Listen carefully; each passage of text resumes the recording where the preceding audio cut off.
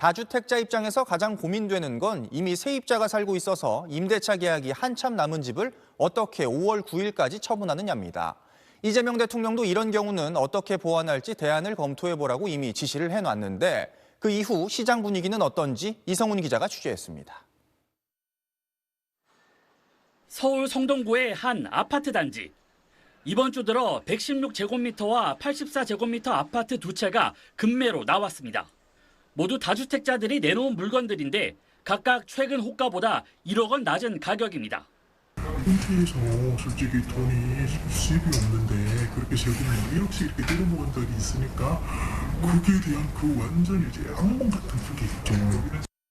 서울 송파구의 아파트에서도 다주택자 매물이 나왔는데 계약 기간이 남은 세입자가 이사비를 요구한 걸로 전해졌습니다. 5월 9일 전 팔아주잖아요. 어떤 집 하나 세입자가 5천, 등천에서 5천 사이 합의 본 거. 서울 아파트 매물은 4일 기준 59,021건으로 이재명 대통령이 다주택자 양도소득세 중과 유예 종료 방침을 밝힌 지난달 23일 이후 4.9% 증가했습니다.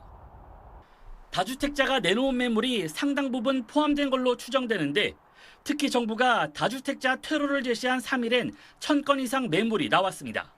정부는 5월 9일까지 매도 계약을 맺으면 잔금 지급과 등기 접수를 위해 3개월에서 6개월의 유예 기간을 주기로 했습니다.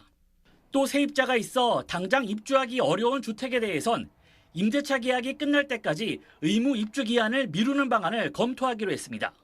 전문가들은 다주택자에 대한 압박과 함께 퇴로를 열어주면서 매물이 더 나올 가능성이 크다고 예상했습니다. 하지만 고강도 대출 규제에 수요자들이 적극적으로 나서기 어려워 실제 거래로 이어지기 쉽지 않다는 전망도 나오고 있습니다.